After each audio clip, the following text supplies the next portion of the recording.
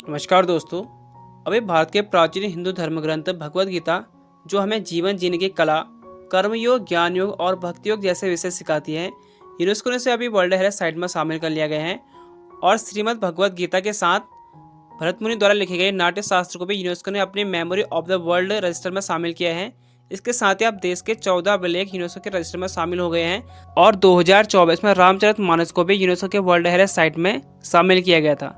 और ये जानकारी दे रखी केंद्रीय मंत्री गजेंद्र सिंह शेखावत ने अपने एक्स पर पोस्ट करते हुए लिखा है, द श्रीमद् भगवद गीता एंड भरत मुनि नाट्य शास्त्र द्वारा जो लिखी गई थी तो memory of the world register में शामिल कर ली गई है। और भारत के प्रधानमंत्री नरेंद्र मोदी ने भी इसे प्रतिक्रिया देते हुए एक्स पर पोस्ट किया। तो मोदी जी ने भी कहा कि a proud moment for every Indian across the world, the inclusion of the Gita and Natya Shastra in UNESCO memory of the world register is global recognize of our timeless wisdom. प्रधानमंत्री नरेंद्र मोदी ने भी खुशी जताई और उन्हें पूरे दुनिया भर में हर भारतीय के लिए गौरव का क्षण कहा इसे। अब हम कुछ जान लेते हैं भगवद गीता और नाट्य शास्त्र के बारे में। देखो, दोनों ही भारतीय संस्कृति के महत्वपूर्ण ग्रंथ हैं। अगर हम वही भगवद गीता के बारे में जाने तो भगवद गीता एक प्राचीन भारतीय हिंदू ग्रंथ है जो महाभारत का एक हिस्सा है। इसमें भगवान कृष्ण और अर्जुन के बीच संवाद होता है।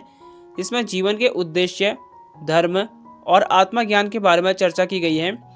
भगवद गीता को यूनेस्को की memory of the world register में भी शामिल कर लिया गया है, जो इसके वैश्विक महत्व और दार्शनिक मूल्य को दर्शाता है। दोस्तों, अगर आपके पास ये बुक नहीं है श्रीमद् भगवद गीता तो आप इसे जरूर परचेस करें। आपके लाइफ में अगर कभी भी आपको डिफिकल्टी होना तो आपको काफी हेल्प करेगा। आप कहीं पर से इसका कोई भी पन्ना पढ़ लें, आपको जरूर सोल्यूशन देखने को मिलेगा। तो बहुत अच्छी बुक है, जरूर परचेस करें अगर आप खरीद सकते हो तो। वहीं अगर हम नाट्य शास्त्र की बात करें तो नाट्य शास्त्र भी एक प्राचीन कला, संगीत, नृत्य और नाटक के बारे में इसे भरत मुनि ने लिखा है और इसमें 36 अध्याय है। नाट्य शास्त्र में अभिनय, संगीत, नृत्य और नाटक के विभिन्न पहलुओं पर चर्चा की गई है, जिसमें रास सिद्धांत, अभिनय के प्रकार और संगीत के विभिन्न रूप इसमें शामिल हैं। अगर हम नाट्य शास्त्र का महत्व जाने तो देखो, हमारा जो भारतीय कला का संस्कृत का नींव जो रखी गई थी ना, वो नाट्य शास्त्र से रखी गई थी। और रास सिद्धांत का व्याख्या, अभिनय, संगीत, नृत्य की शिक्षा, ये सभी जो है हमें नाट्य शास्त्र से मिलते हैं। और गीता का केंद्रीय संदेश भी यह रहा है कि व्यक्ति को अपने कर्तव्य का पालन करना चाहिए, चाहे वो कितना भी कठिन क्यों ना हो। गीता में कर्मयोग का विशेष रूप से वर्णन किया गया है, जो कर्मों को फल की इच्छा के बिना कार्य करने की बात करता है।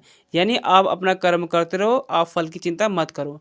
और गीता में ज्ञान योग का भी वर्णन है, जो ज्ञान के माध्यम से आत्मा की प्रकृति को समझने और मोक्ष प्राप्त करने की बात करते हैं। गीता में ज्ञान योग का वर्णन है, जो ज्ञान के माध्यम से आत्मा की प्रकृति को समझने और मोक्ष प्राप्त करने की बात करते हैं।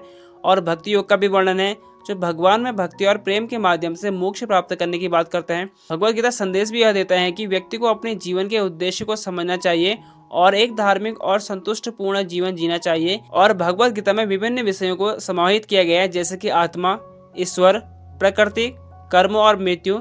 गीता का ज्ञान जीवन के विभिन्न पहलुओं को समझने में मदद करता है और हमें एक बेहतर जीवन जीने के लिए प्रेरित करता है। इसलिए मैं आपसे कह रहा हूँ कि भगवद गीता को आप जरूर खरीदें और जब भी आपको जो टाइम मिले तो उसे जरूर पढ़ें। आपको काफ़ी इससे क्या होगा, लाभ मिलेगा। गीता में देखो 5 प्रमुख विषय हैं: ईश्वर, जीव, प्रकृति, काल और कर्म। और गीता में ज्ञान, भक्ति और कर्म के योग का भी उल्लेख है। गीता में मोक्ष का भी वर्णन है, जो जन्म और मृत्यु के चक्र से मुक्त कराता है। और गीता में यह भी बताया गया है कि व्यक्ति को अपने कर्तव्य का पालन करना चाहिए, चाहे वो कितने भी कठिन क्यों ना हो। और गीता ये भी बताता है कि व्यक्ति को अपने मन और विचारों को नियंत्रित करना चाहिए। यानी अपना मन और विचार अगर आपके कंट्रोल में है, आपको पता है कि आप पूरा दुनिया जी सकते हो। अगर आपके दिल दिमाग आपके कंट्रोल में है ना, तो आप कुछ भी कर सकते हो, क्योंकि आप इमोशनली नहीं होते एकदम। अब हर कुछ आपके कंट्रोल में होगा तो आप ही, आपने पता है कि अगर आपके हर चीज़ अगर आपके कंट्रोल में होगा, जैसे अगर आप वीडियो देख रहे हो, आप रील देख रहे हो, अगर आपका दिमाग और आपका कंट्रोल में है तो आप क्या करोगे? अगर आपको लगे कि यार मुझे दूसरा काम करना है, तो आप तुरंत उसे छोड़ दोगे।